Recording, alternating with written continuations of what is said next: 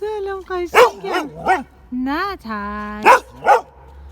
مامان کی تو رو آورده اینجا؟ هان کی تو رو آورده اینجا؟ چی شده تو رو آوردنت اینجا؟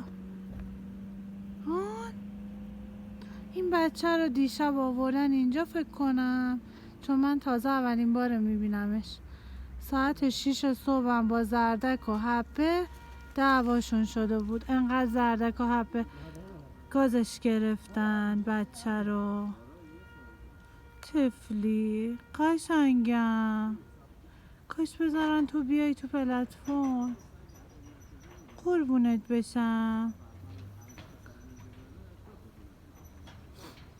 ای جونم تو کوچولویی، کاش با تو دوست شن.